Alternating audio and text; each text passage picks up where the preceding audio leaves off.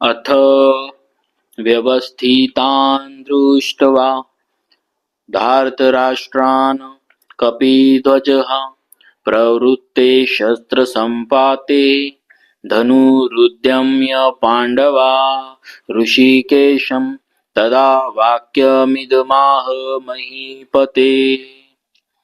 अथ इस पद का तात्पर्य है कि अब संजय भगवान श्री कृष्ण और अर्जुन के संवाद रूप भगवद गीता का आरंभ करते हैं।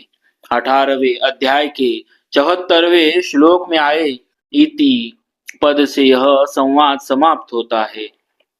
ऐसे ही भगवद गीता के उपदेश का आरंभ उसके दूसरे अध्याय के 11वें श्लोक से होता है और 18वें अध्याय के 66वें श्लोक में यह उपदेश समाप्त होता है।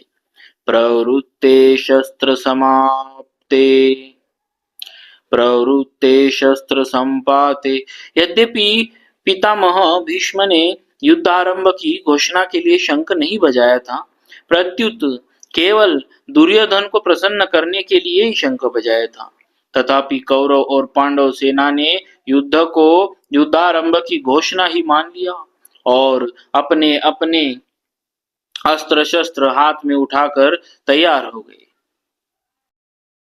इस तरह सेना को शस्त्र उठाए देखकर वीरता में भरकर अर्जुन ने भी अपना गांडीव धनुष हाथ में उठा लिया। व्यवस्थितान धार्तराष्ट्रान दृष्टवा।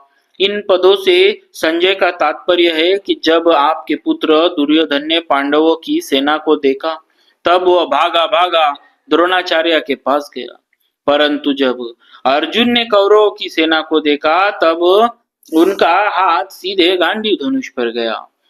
धनुरुद्यम्य। इससे मालूम होता है कि दुर्योधन के भीतर भय है और अर्जुन के भीतर निर्भयता, उत्साह और वीरता है। कपिध्वज। अर्जुन के लिए कपिध्वज विशेषण देकर संजय धृतराष्ट्र को अर्जुन के रथ की ध्वजा पर विराजमान हनुमान जी का स्मरण कराते हैं। जब पांडव वन में रहते थे तब एक दिन अकस्मात वायु ने एक दिव्य सहस्त्र दल कमल लाकर द्रौपदी के सामने डाल दिया। उसे देखकर द्रौपदी बहुत प्रसन्न हो गई और उसने भीमसेन से कहा कि वीरवर, आप ऐसे बहुत से कमल ला दीजिए। द्रौपदी की इच्छा पूर्ण करने के लिए भीमसेन वहां से चल पड़े। जब वे कदली वन में पहुंचे तब वहां उनकी हनुमान जी से भेंट हो गई। उन दोनों की आपस में कई बातें हुई। अंत में हनुमान जी ने भीमसेन से वरदान मांगने के लिए आग्रह किया तो भीमसेन ने कहा कि मेरे पर आपकी कृपा बनी रहे। इस पर हनुमान जी ने कहा कि हे वायुपुत्र, जिस समय तुम बाण और शक्ति के आघात से व्याकुल शत्रुओं की सेना में घुसकर सिंहनाद करोगे, उस समय मैं अपनी गर्जना से उस सिंहनाद को और बढ़ा दूंगा। इसके सिवाय अर्जुन के रथ की ध्वजा पर बैठकर मैं ऐसी भयंकर गर्जना किया करूंगा जो शत्रुओं के प्राणों को हरने वाली होगी, जिससे तुम लोग अपने शत्रुओं को सुगमता से मार सकोगे। जिस प्रकार जिनके रथ की ध्वजा पर हनुमान जी विराजमान है, उनकी विजय निश्चित है।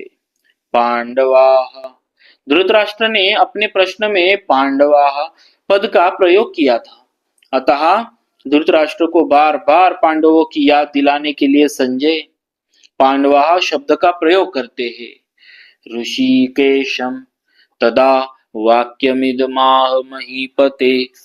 पांडव सेना को देखकर दुर्योधन तो गुरु द्रोणाचार्य के पास जाकर चालाकी से भरे हुए वचन बोलता है, परंतु अर्जुन कौरव सेना को देखकर जो जगत गुरु है, अंतर्यामी है, मन बुद्धि आदि के प्रेरक है, ऐसे भगवान श्री कृष्ण से शूर वीरता का उत्साह और अपने कर्तव्य से भरे हुए वचन बोलते हैं।